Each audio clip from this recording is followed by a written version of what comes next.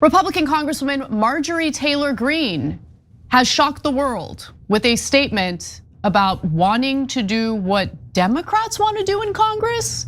So what I'm referring to is the effort by congressional Democrats to extend the subsidies for the Affordable Care Act. Without those subsidies, without the extension of those subsidies, premiums for many Americans are set to double. And shockingly, and I say shockingly because this is uncharacteristic of a Republican lawmaker, Marjorie Taylor Greene is worried about that and wants to do something about it. Cenk. Guys, this is a huge story. Real populism might have started today. Because this is not about Epstein files. She agreed with Democrats before on that. We're getting some tiny amount of agreement on Israel. Said this is on economic issues. She's defending Obamacare. No, she's not defending Obamacare. No, in a sense she is, she is. No. So we're gonna give you all the details. So you're gonna see, oh, she takes shots at this and that. There's plenty we don't agree on. But the very core of it is her agreeing with Democrats on making sure that Obamacare is not messed with by the Republicans. So but the why is the most important part. So let's tell you what she's doing, and then I'll tell you why I'm so excited about it. Okay, I'm gonna be on my best behavior and give you guys accurate and measured information. Oh, come on. And so when Cenk does the thing that Cenk likes to do, which is exaggerate the optimism, I'm not saying discount that, but just try to balance it with me. Okay. No, yeah, but just real quick, Anna. Look, she's gonna give you the facts. That's what we always do on the Young Turks. And then I'm gonna interpret those facts, and then you're gonna agree or disagree. So let's have fun. Fair enough. So let's start with the fact that Congresswoman Greene did state that she is not a fan of the Affordable Care Act. In fact, she wrote, "I was not in Congress when all this Obamacare, Affordable Care Act BS started. I got here in 2021. As a matter of fact, the ACA made health insurance unaffordable for my family after it was passed, with skyrocketing premiums higher than our house payment." Now look, for some that might seem like an exaggeration, but that is actually an experience that I've heard repeated by many people, including some of my close friends who went into the health insurance exchange and realized, oh my God, I'm actually gonna end up paying more for health insurance than I previously was. Sorry, I'm gonna interrupt for a second. Oh my God. But there's a reason why. I just wanna explain to people before we brush past that. It's an aside, but part of the reason was because pre-existing conditions were not covered before. So once you cover people with pre-existing conditions, which is almost everybody, yeah, your premiums go up a little bit. There's still plenty of things wrong with Obamacare, like the mandate and basing it on private insurance. But understand that's why that phenomena happened. So she says, let's just say as nicely as possible, I'm not a fan. And you know what, fair enough, okay? And there are flaws with the Affordable Care Act. We've talked about them in detail on this show before. There were also wonderful parts of the Affordable Care Act, including the fact that people's children can stay on their health insurance plans up until the age of 26. You can't get rejected for a pre-existing condition. But the fact that there weren't adequate price controls baked into the Affordable Care Act, the fact that there was no public option, those are some of the big flaws, and she's referring to that in her statement. She also made it very clear that she does not want any federal money to go to healthcare for undocumented immigrants, writing that in all caps, no funding for illegals and any benefits for them. So she's very clear on that. And she added one more caveat before she talked about the importance of extending the subsidies for the Affordable Care Act. She said, also, I think health insurance and all insurance is a scam. Just be clear. No, that's ridiculous. There's of course a reason for insurance. Well, no, hold on. I don't think the concept of health insurance is a scam. I think the way our health insurance programs are set up happen to be a scam. Yes, so that's why as we get into the interpretation in a second here, you'll see like this is way more nuanced than you think it is. So if she means we shouldn't have any insurance of any sort, that's insane. If she means our current system sucks, which I think you're right, is what she means. Yeah. Then she's right. Yeah, okay. So despite all her hangups, Congresswoman Greene stated that young Americans are facing some pretty enormous financial pressures. And if these subsidies expire, and they are set to expire, the problem will only get worse. She says, I'm going to go against everyone on this issue because when the tax credits expire this year, my own adult children's insurance premiums for 2026 are going to double, along with all the wonderful families and hardworking people in my district. Okay, I'm gonna pause and comment on that because it kind of reminds me of what eventually led to widespread acceptance of gay people and gay marriage. It was the fact that people were coming out to their families as gay, and that helped to humanize the gay community. In this particular case, our broken healthcare system is obviously personally affecting Marjorie Taylor Greene. Honestly, this made me think about Tucker Carlson as well, because while some might argue, oh, his economic populism is all fake, I actually don't think that's the case. He's got a ton of kids, and his kids can't afford to buy a home, even though he himself grew up, very affluent and all of that. The fact that his own children are having difficulty, hitting the milestones that his generation easily hit is part of the reason why he feels motivated to talk about our broken, economy and how we need to do something about it. Now, Greene also referred to one of her signature policy positions, no more money for foreign wars, which I am 100% in favor of. She says our country spent $30 billion or sent $30 billion to Israel in 2024 alone, killing countless innocent children, and sent hundreds of billions to Ukraine in the past few years. All our country does is fund foreign countries and foreign wars and never does anything to help the American people. And she also called out Republican leadership, meaning members of her own party, for failing to have a plan in place when it comes to helping Americans out after those Affordable Care Act subsidies expire. She says not a single Republican in leadership talked to us about this or has given us a plan to help Americans deal with their health insurance premiums doubling. And she even took it a step further, everyone.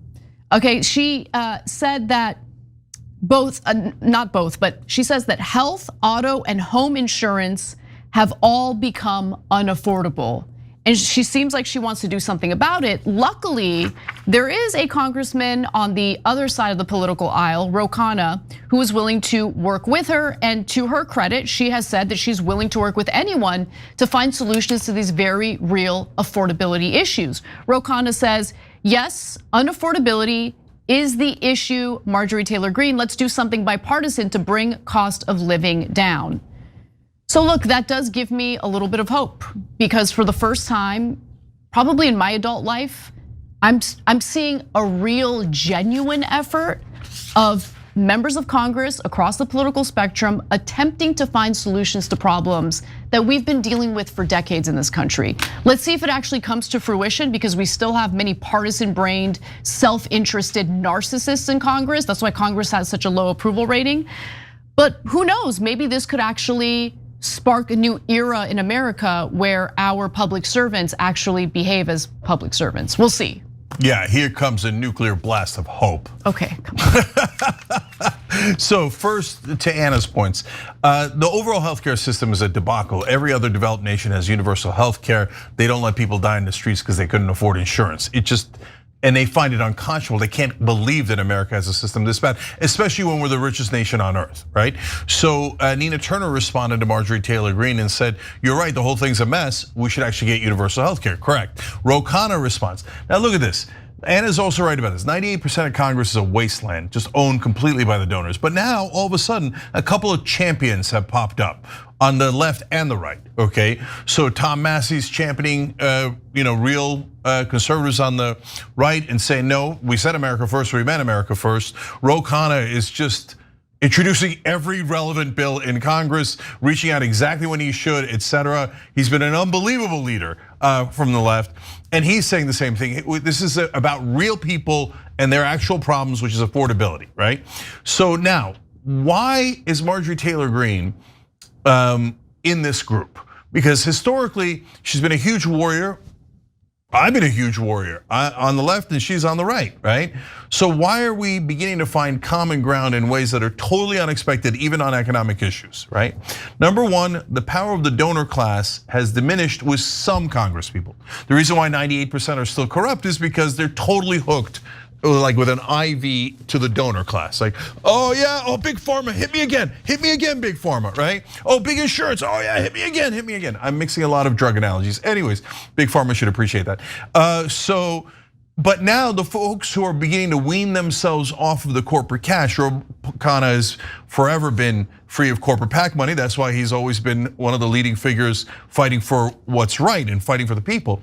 So that's development number one. Now some Republicans and more Democrats are getting off of corporate PAC money and foreign government PAC money. Huge development. Number two, Fox News's power has diminished. Before, Fox News and mainstream media, but Fox News is for the mainstream media of the right, had an assembly line of talking points. And that's all anybody ever heard them and Rush Limbaugh. And they would always say the same thing. And so every time I talked to a right winger, it would be a conveyor belt of the same exact predictable talking points.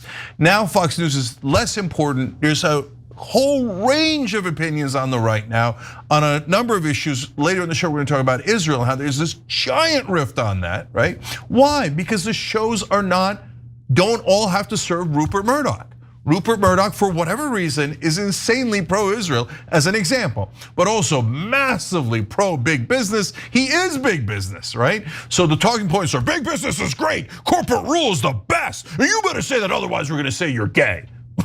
Whatever, right? This is the kind of weirdo things they do, and they start the culture wars. But since they're not controlling right-wing voters anymore, right-wing politicians are now more untethered from them. And finally, the real world effects, especially on economic issues, are inescapable, right? Maybe you don't know that your money is being sent to Israel, and it doesn't have a daily effect on your life, right? And I can say that about so many other issues. But when the premiums on your healthcare double, there's no way of BSing around that. So the corrupt politicians come go, oh yes, of course. And by the way, this is the policy of the entire Republican Party, minus Marjorie Taylor Greene at this point. And they can say, oh yeah, you're doubling your premiums is better. It's better if you give to big health insurance companies. You should have less money and the health insurance companies should have more money. Otherwise, you're a Marxist, Maoist, socialist, right? Well, that crap's not working anymore. So that is three huge phenomenon. And despite all that, we have just the tip of the iceberg, right? Let me, okay. I want to be fair because that's not what Republicans argue, right? They don't argue your premiums are going to double and you're going to like it, right? No, they don't. I literally think that's what they're arguing. So tell me. Okay, well you're being unfair. Okay, and by the way, I disagree with the Republican argument, and I'm going to explain why. I'm going to give you their actual argument, and then I'm going to explain why I disagree with them. Yeah. They argue, no. The problem that we have in our health insurance system or healthcare system is that we are not allowing for real free market capitalism, right? They're so full of crap. Okay, I'll explain why in a second. Jake, just let me make my point. Come on, bro, seriously. Okay, so they argue like there isn't enough free market capitalism. But okay, let's look at the pharmaceutical companies. The argument here is if you just allow for competition to happen, competition will happen. Except that hasn't occurred in literally any other private industry in this country, including, by the way, our media industry is a good example of monopolizing and all of that. You look at the pharmaceutical industry. What happened with the EpiPen?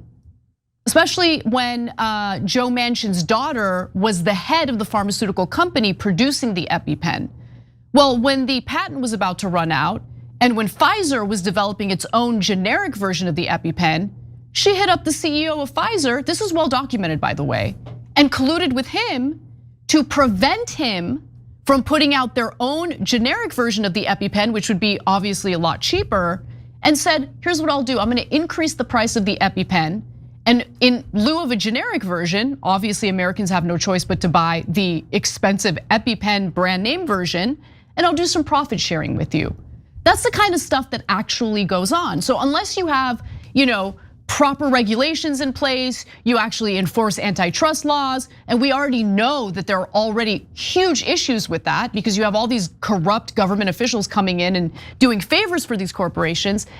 This whole idea of the free market capitalism never actually works out the way that these Republicans say that it will work out. No, then we agree. So I know, we do agree. I'm just saying I want to give the actual argument they make instead of like mischaracterizing. No, Anna, I'm not mischaracterizing it. I'm gonna break it down right now. So first of all, if we're talking about Republican politicians, not Republican voters, okay? Republican voters actually have their premiums doubled and they're not happy with it. They're like, oh, thank God for free market capitalism, because that's a lie. Republican politicians say free market capitalism because they know that's what appeals to you. It's a talking point that sounds pleasant and good and all American, right? So we broke this down back in the day when they were trying to get rid of Obamacare.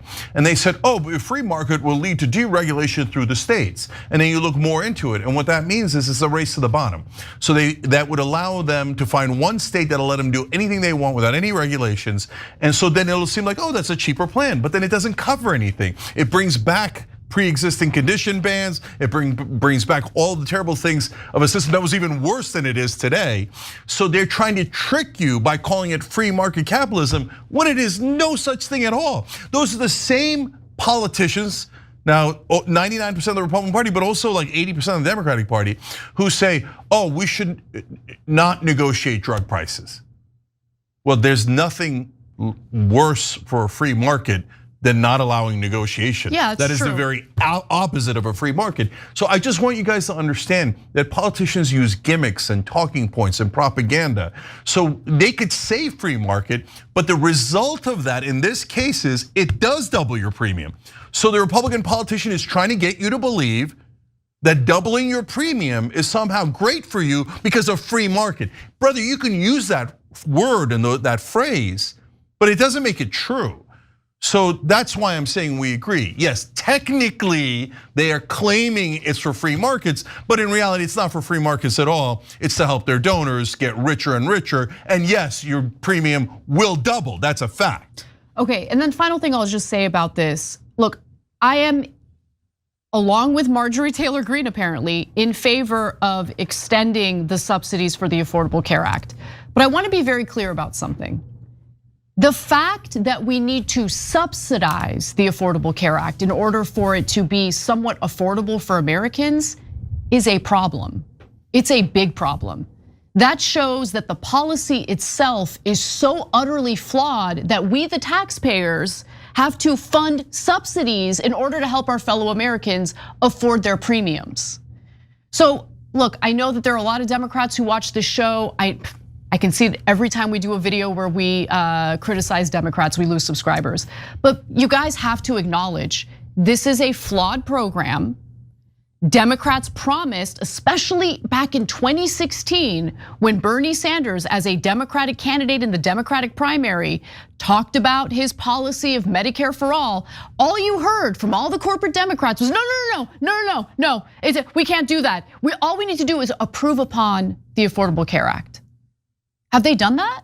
Have they even attempted to? What happened in the last election cycle? How many times did Kamala Harris talk about improving our healthcare system? Yeah, so but Anna, let me apply the same principles to the Democratic Party that I was just talking about with the right wing. So when you say, sometimes when we criticize Democrats, we lose subscribers, et cetera, that's true. But why? We don't lose the core progressive or populist audience. They already know the corporate Democrats are a disaster and they work for the donor class, et cetera. They already know that Obamacare was actually written by the Heritage Foundation, the same people who wrote Project 2025, okay?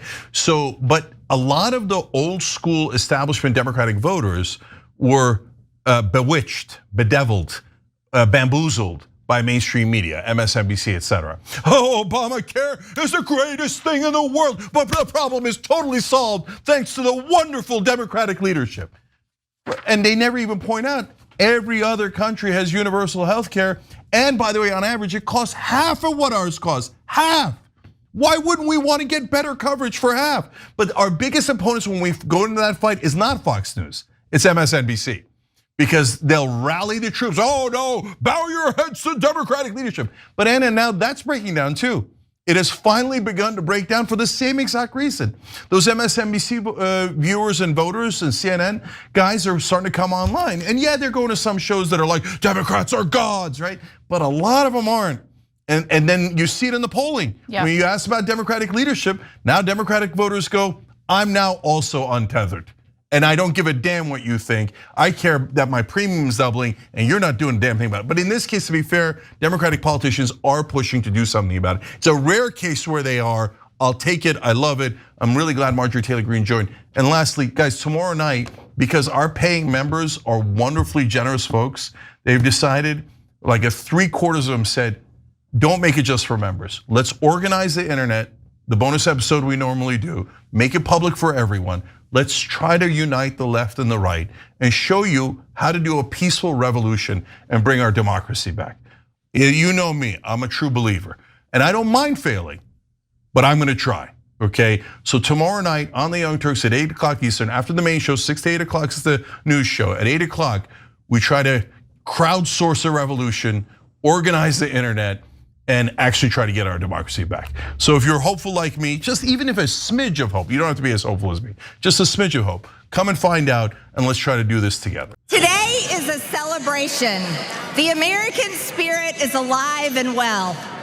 And we have once again nominated for president the founding father of the America First movement, Donald John Trump. But an American government that serves the interests not of the wealthy, the globalist, or the powerful few, but of all hardworking Americans is within our grasp. Well, the Republican Party's luster seems to be wearing off for Republican Congresswoman Marjorie Taylor Greene because she's now questioning whether she even belongs in the GOP. Over the weekend, she had an interview with the Daily Mail about a possible break with the Republican Party due to their betrayal of the MAGA base. But interestingly enough, she excludes Donald Trump from this argument and conversation. And I think she's making a mistake with that, and I'll explain why. First, here are a few quotes that she gave the Daily Mail. Quote, I don't know if the Republican Party is leaving me or if I'm kind of not relating to the Republican Party as much anymore. I don't know which one it is. I think the Republican Party has turned its back on America First and the workers and just regular Americans. Well, Congresswoman Greene, I don't know if she'll ever see this, but Republican members of Congress never believed in America First. In fact, I know for a fact that most Republican lawmakers loathe Donald Trump and felt pressure by the MAGA base to pretend like they believed in America First. But I think the real problem here is that based on Trump's own actions, it doesn't appear that he himself is America First. Yet she says that she still doesn't have any kind of problem with Trump specifically, and that her fidelity with the president is still strong. Well, the FEMA just today, Donald Trump's FEMA, just put out a notice saying any state or municipality that criticizes Israel, engages in the boycott, divest movement as a result of their genocide against the Palestinian people, will be deprived of FEMA funds if a tragedy or natural disaster occurs. Yeah, so no, I think it's a positive step forward. Now I get that people have to take a number of steps to get there. So the fact that she's saying there's something wrong with the Republican Party, I think is actually really important. I think it's a little bit of a seminal moment. And so if you say, well, I mean, it's just Marjorie Taylor Greene. No, but the base turns first, and the people who are closest to the base turn first, right? And if you don't think Marjorie Taylor Greene is one of the closest to the MAGA base, you just don't know American politics, right? And so, and what she's saying in essence is actually similar to what I'm saying, but from the left, right? I say from the left, she says it from the right. In fact, I did a whole jubilee about it just now. I took on 10 Democrats and 10 Republicans. Why? Because the politicians themselves do not represent the voters. So in her case, what she's saying is, look, MAGA wants what? X, Y, and Z, right? And she's a hypocrite on some of this stuff too. Like MAGA wanted to reduce the deficit. They just added $4 trillion to the debt. So that doesn't make any sense. MAGA didn't want war, and then Trump bombed Israel. Now she was opposed to that. Okay, MAGA didn't want more money going to Israel in foreign aid. They're spending more money to Israel for, and then it goes list Epstein files and on and on and on and on, right? Andrew Schultz saying something similar. Now he's not MAGA, but he did vote for Trump. He's a lifelong Democrat, but he's like, Jesus Christ, he isn't doing a single thing. But it's not just Trump, it's not just Mike Johnson, it's the entire party itself. And remember, I also think that it's the Democratic Party that are playing good cop, bad cop on us. So whenever the Democrats are in charge, they don't do anything they say. Republicans, same thing, right? So the fact that US congressmen are beginning to realize their own party is the problem is a really good moment in American politics. Like Mike Johnson is never ever going to give you what you want, even if you're hardcore MAGA. So, she's taken issue with some of the foreign policy that Republican lawmakers have supported. So I actually want to go to a video featuring her in the last few weeks, basically criticizing the party and condemning the US military's involvement in Iran. Now, I'm not making apologies for Iran. I have no investment in the terrorist regime of Iran. But the reality is no American slept better after America bombed Iran, because all of a sudden we now have threats on our homeland. We now have warnings from our State Department for Americans overseas. MAGA is not for foreign wars. Yep. We are not for regime change, and we are for America first. That's 6 months in, Steve, and here we are, turning back on the campaign promises, and we bombed Iran on behalf of Israel. Yes, it was on behalf of Israel. We're entering a nuclear war, the World War III, because the entire world is going to erupt. And you want to know the people that are cheering it on right now? Their tune is going to drastically change the minute we start seeing flag-draped coffins on the nightly news, on Fox News that brainwashes all the baby boomers, and on CNN that brainwashes all the Democrat baby boomers. What is happening right now? That was amazing. That was amazing. Thank you. Thank you for saying that, because it's absolutely true. She also has said in the interview with the Daily Mail, quote, like, what happened to all these issues, meaning America First issues? You know that I don't know what the hell happened with the Republican Party. I really don't. But I'll tell you one thing. The course that it's on, I don't want to have anything to do with it, and I just don't care anymore. And so some of the priorities included a stop to, funding foreign wars and foreign aid, continuing to use Doge to shave down government expenditures and waste. So clearly we still have some pretty significant disagreements with her. But the point of this whole story is she wants to focus on America. And she's looking at the whole of the Republican Party and she's like, oh my God, they don't really seem to care about America at all, and have completely abandoned the very policies they pretended to care about leading up to the election. I was led to believe that no one in MAGA would revolt. Okay, so let's talk about the oil subsidies, because she mentioned Doge, right? So there's parts, sometimes people say, Cenk, why are you against Doge? Don't you want to cut waste, fraud, and abuse? Of course I do. But did Doge actually cut waste, fraud, and abuse? Did it miss some things? So the oil companies were being getting $35 billion a year, 10 times what Israel gets. Every year, subsidies, our tax dollars to them, richest people in the world, richest companies in the world. And now Trump added $18 billion more in subsidies. Why don't we get the 53 billion back? Nope.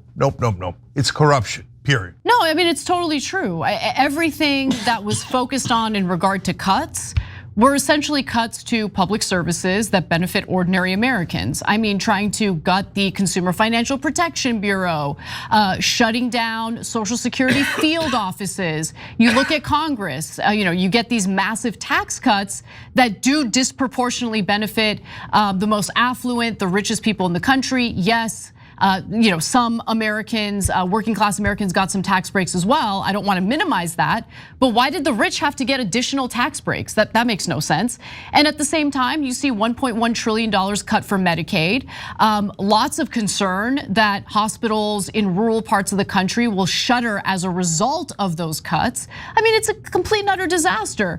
And in the meantime, we keep shelling out tens of billions of dollars to Israel to carry out atrocities in the Gaza Strip and steal more land on behalf of their Greater Israel project. So look, I will take it. I will take any member of Congress who has even a modicum of clarity on what's actually happening and where the priorities are for our lawmakers. The priorities are not the American people. The priorities are not about doing what's necessary to improve conditions in this country or to lower the deficit or deal with our $37 trillion in debt. Their priorities are themselves, their political careers, and I would venture to say for some powerful people in our government, avoiding the release of any type of blackmail that a foreign government might have on them, especially as it pertains to pedophilia. Cenk. If you say, yeah, but see, the Democrats are way better. Wait, are they?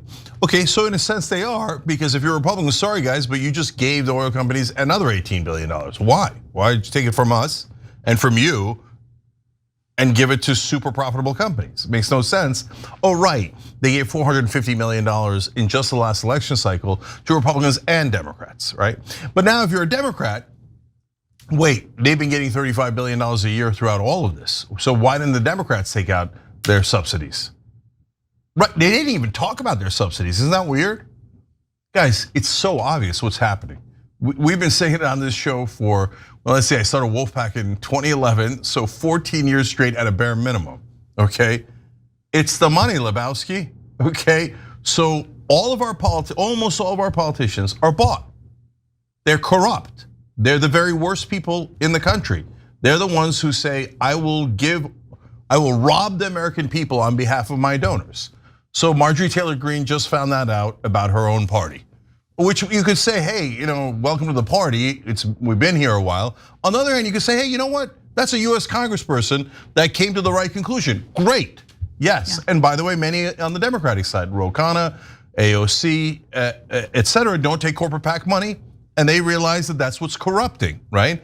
But there's only a handful of people in Congress who are honest and actually try to represent you. Everyone else is a crook, a professional, robber, and they just happen to go into Congress to rob you on behalf of their donors. That's what's happening. And if you're a Democrat or Republican, wake up, wake up. You have to get money out. Last thing is, how do you get money out? Fightcorruption.us.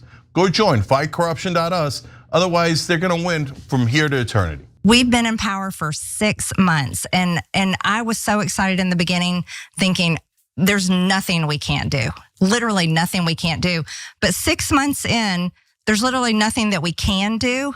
And then we ended up bombing a foreign country. And that upset me so much. And I'm allowed to be upset about it. I can stand here and say- You are allowed? Well, no, I'm not sure if, not according to Mark Levin, and not according to many others, that prioritize another country over our country. Congresswoman Marjorie Taylor Greene joined Tucker Carlson to call out the Republican Party in prioritizing Israel's genocide in Gaza over the American people. Now, as a Republican lawmaker, there are some things she can do, including call President Donald Trump out on the fact that he continues sending more and more money in taxpayer funds to Israel for weaponry to carry out slaughter in Gaza. But we'll wait and see if she does that. Now, they covered a lot of topics during this hour-and-a-half long conversation, but focused heavily on Israel, war with Iran, and America First policies. And here she is pointing out just how obsessed Congress really is with the country of Israel, as opposed to, the country that they were elected to represent. Really, the only issue that all Republicans in the House agree on is that Israel is a priority over the United States. They all agree. Oh, absolutely, they all agree. Since I've become a member of Congress since 2021, we have voted on 22 resolutions for Israel, 22 of them. All kinds of resolutions, denouncing anti-Semitism, supporting Israel. We voted on 22 of those. It's coming to a point where it's so obvious all the time in everyone's language, the social media posts they put out, the statements that they make. They have to proclaim Israel. They have to proclaim their faith and loyalty in Israel and how they, Israel is our greatest ally. And it's a statement that has to be made over and over and over again, to the point it's becoming like, wait a minute, what about our own country? What about our own people? Yeah, what about our own people? Because currently Congress is working to nickel and dime the American people by cutting Medicaid. The question is, will it be a little over $800 billion in Medicaid cuts, or will it be $1.1 trillion in Medicaid cuts? In the meantime, the US government, including under Donald Trump in his second term, has sent tens of billions of dollars of US taxpayer money to Israel for weaponry. I mean, God forbid they pay for their own damn weapons for their genocide in Gaza, but American taxpayers have to fund those weapons, right? Where's the outrage about that? Cenk. Yeah. So this is a super important conversation that they're having. And the reason is the left has been opposed to Israel's aggressive wars, war crimes, and oftentimes the funding of Israel to enable all of those egregious abuses that Israel has. But the problem is that by ourselves, we can't push that boulder up the hill, right? It's a Sisyphean task, right? And the establishment keeps rolling it back super aggressively down the hill. Now, there are some allies on the right. And so you could say, hey, it's not enough. You could always say that. They're not going to turn on Trump. They didn't magically become liberals overnight, right? Of course not, right? But are they having a real conversation and pushing a lot of right-wing voters to go, hey, wait a minute, why are we funding Israel to no end? Why is Israel so much more important than America? Especially to a right-wing audience, that does not sound good. In fact, it has moved the polling among Republicans. And that is super important because there's no way in the world you could end Israel's influence in this country unless both the right and the left are against it. Because if only one of us are against it, they're gonna overpower us super easily, okay? Because the donor class runs everything in this country. As we've told you a million times, drug companies, oil companies, etc., are even more powerful. So, but in order to beat back any kind of lobby with that kind of power, we have to unite. So that's partly what's happening here. And if you say, yes, but Marjorie Taylor Greene's full of crap, she hasn't done anything. That's actually not true. So there was a boycott bill that came up in the Congress, in the House. It was yet another one of these bills that if any American citizen or business dares to boycott Israel, that the American government will have severe punishment of that person. And she's like, no. And she led a revolt among the Republicans against it and killed that bill. So we're starting to make progress. They're starting to notice, yeah, this special ally hasn't given us anything. All they ever do is take and get us into wars. So let's talk about why that even is the issue here. How could it be that a foreign government is able to take so much from the American people and the American people get nothing in return other than hostility from other Arab countries, Muslim majority countries? Well, the answer to that is AIPAC. So they talk about AIPAC, they talk about the lobbying group essentially driving Congress's obsession with supporting and providing cover for Israel at all costs. And Greene even revealed how AIPAC pounces on newly elected leaders immediately and argued that they should be registered as foreign agents. Let's take a look. Everyone's freshman year, AIPAC will take Republicans and Democrats, new members, on a special trip to Israel. Do they pay for it? I don't know. I don't know because they didn't take me.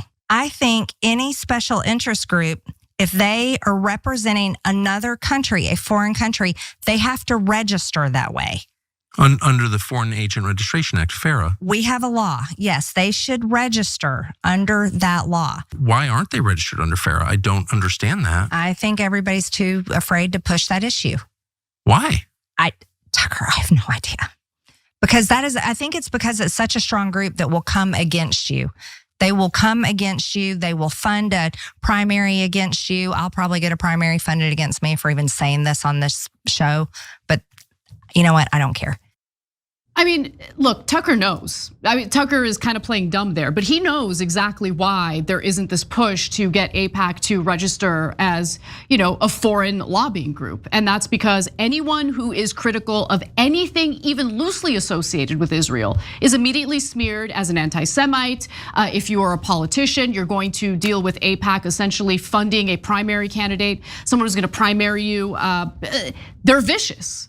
If you are an outspoken political commentator, they're gonna come at you with all sorts of smears, arguing that you're anti-Semitic for not supporting the government of Israel, which in no way is representative of Jewish people. It's representative of a horrific government that carries out atrocities on a regular basis with the cover of the United States government. So look, you're right, Shank. This is the first time in my life that I've witnessed or seen some Republican politicians and Republican commentators speak out against our toxic relationship with Israel. I don't know if it's gonna be enough at this moment to stop the ongoing genocide in Gaza, the annexation of the West Bank, and honestly, this effort to get the United States to fight a regime change war in Iran on behalf of Israel. there's more and more saber rattling happening as we speak. So I'm worried about that as well. We'll get to Iran in just a second, but I'm curious what you think. Yeah, I think we're at such an interesting moment in American politics. And I kind of feel bad for people who are ensconced in their bubbles and don't see outside of them. So Ezra Klein, just today or yesterday, said that, hey, don't conflate anti-Zionism or critiques of Israel like Mamdani is doing with anti-Semitism. He's like, that's a disaster for us Jews because the government of Israel is a government and it's doing terrible things. We don't want that on all Jews. Stop saying that anyone criticizing Israel is attacking Jews. You're conflating the two. So Ezra Klein is agreeing with Tucker Carlson and Marjorie Taylor Greene. And if you don't find that interesting, that's weird, right? Like what? So the only way you don't find that interesting is no, I'm gonna choose to hate these people and I'm not gonna listen, right? So, okay, so in this case, what happened to the Republican voters?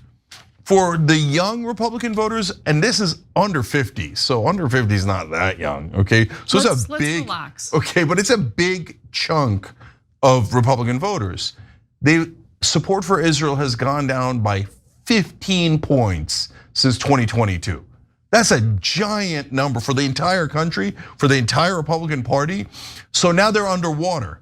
50% oppose under 50-year-old Republicans. 50% oppose, 48% support, okay? So now when you take those guys, you combine them with the independents that they already lost and the left that they already lost, for the first time ever, there's at least a chance that the Israeli lobby can be matched by this coalition that is beginning to wake up and realize this is not at all in America's interest. By the way, just to further answer Tucker's question from that last video, the majority of those trips to Israel, they're sponsored by AIPAC's charitable affiliate, the American Israel Education Foundation, which allows it to legally get around a 2007 law that limits lobbyists' direct involvement in most privately sponsored travel. And The Intercept reported a few years ago in 2023 that AIEF got millions of dollars from 8 philanthropic groups, estates, and family foundations. Now let's move on to Iran. So they also talked about the conflict with Iran, and here's Greene revealing how overjoyed her colleagues in Congress were to get involved in yet another war in the Middle East. It's sick that America is cheering that we bombed another country. Now, okay, let's look at that. Yes, Iran is that they sponsor terrorism. They have killed our military, but our military never belonged over in the Middle East in the first place. Of course. I'll argue that all day long. But however, when people that hold power in Washington, D.C., like I do, but everyone I work with is just over the top excited that we may be going to war to kill people. They never think about the innocent people, or they don't care about the innocent people. It makes them feel powerful. Yeah, in fact, Senator Lindsey Graham in a piece for the Wall Street Journal today was bragging about how he made all the difference in persuading President Donald Trump to bomb Iran's nuclear facilities. Now, would he ever fight in a regime change war in Iran? Of course not. Would he send a young family member of his to Iran to fight that war? Unlikely. But hey, the defense contractors are paying him buku bucks to keep cheerleading for endless regime change wars in the Middle East, especially on behalf of Israel, and he's gonna deliver and feel real proud about it. Lindsey Graham is a piece of crap. Go ahead, Jane. Yeah, so I watched that whole interaction. I was stunned by it because my whole life I'm used to Republicans cheerleading for war and violence. So like, oh, here at home, oh, the mass shootings. No, it's not the guns. Everybody should be armed. Everybody should have an assault rifle. Abroad, oh, Iraq war is great. Vietnam war is great. All the wars are great. Wars are awesome, right? Very militaristic, very pro-violence. Tucker and Marjorie Taylor Greene went on for, I don't know, 5-10 minutes going, violence is terrible. Why would anybody be in favor of violence? We abhor violence. It's for the weak, Tucker kept saying. It's for the weak. And I'm like, wow. I mean, look, I'm the guy who said they will turn, and they'll turn specifically about Israel. I mean, that's You're seeing it with your own eyes, right? But even I didn't expect that they would do like an ode to nonviolence in the way that they are. And for Marjorie Taylor Greene, a Republican, to say, but Iran killed some of our troops, but our military never belonged there in the first place. Wow, a Republican saying that in my lifetime. I can't believe it, right? So that is totally real. That is going to all of Tucker's audience, all of Marjorie Taylor Greene's audience, and they're telling them war is not the answer. That's a beautiful thing. We could disagree on everything else, but they're on the right track here. Now, in the same conversation, she also called out Israel in trying to drag the United States into a regime change war with Iran. So I commend her for saying that and saying it out loud, saying it publicly. But here's my issue with Marjorie Taylor Greene. She still backs Trump 100%. And that's an issue because Trump isn't America first. Trump has prioritized Israel by sending tens of billions of our tax dollars to that country so they can buy weapons from our weapons manufacturers. So these weapons manufacturers become wealthier through taxpayer money. It's a redistribution of wealth from the bottom, from working class Americans to defense contractors, so Israel can carry out its genocide in Gaza while cheerleading for a regime change war that the United States would fight on their behalf. It's disgusting. So you can't say you're 100% behind Trump when he is the leader that is enabling the very thing that you say you're against. Yeah, so look, that's why we're better than them. And I say that as as something that's factual. I don't mean our opinions are better or that we're better people. But if you're talking about honesty, we call out our own side all the time. At least the Young Turks does, right? We called out Biden for being too old. We said he shouldn't run. We said they should do a primary. We've called out the establishment on the Democratic side 1 billion times over. And so when you get to the Republicans, but to be fair to a lot of Democrats too, they get super touchy about touching their own side. Oh my God, the tribalists will be so mad. The cultists will be so mad. And Marjorie Taylor Greene at this late date is still scared of her own tribalists and her cultists, right? So let's keep it real on that. Anna's right about that. Now, having said that, guys, given how immovable the Republican Party has been my whole life, when I am seeing some portion of MAGA at least begin to be honest about war, about Iran, about Israel, about the lobbyists, about the donor class, that is a movement that I did not expect a couple of years back. And that didn't exist a couple of years back. And so why is she still kissing Trump's ass? Because Trump is still daddy in those circles, of course, right? But also they're having a fight over Trump and they know what a child he is. So what I mean by that, guys, is Mark Levin, anytime that, like for when Trump bombs Iran, Mark Levin and Ben Shapiro and go, that's it, we're the true MAGA, we're the true MAGA. True MAGA says Israel first and second and third and 18th and then America, right? And so Marjorie Taylor Greene and Tucker Carlson throughout that conversation keep going to pains to say that's absurd. Mark Levin and Shapiro aren't America first, they're not true MAGA, neither is Laura Loomer. She's not against the neocons, she is a neocon, right? So they're calling those things out, but they're battling over the turf of Trump's ego. Because if they make the mistake of attacking Trump will be like, oh yeah, that's it, I'm going with Mark Levin and Ben Shapiro, you hurt my feelings. They know they're dealing with a child, let's keep it real. But Marjorie still loves him, Tucker never liked him, okay? But you could tell when Marjorie talks, she's like, Trump is the greatest, I can't believe anybody criticizes him. And it's like, all right, you sound like one of the Biden ass kissers, to be honest, when you get into your love fest with Trump. Every time you ring the bell below, an angel gets his wings. Totally not true, but it does keep you updated on our live shows.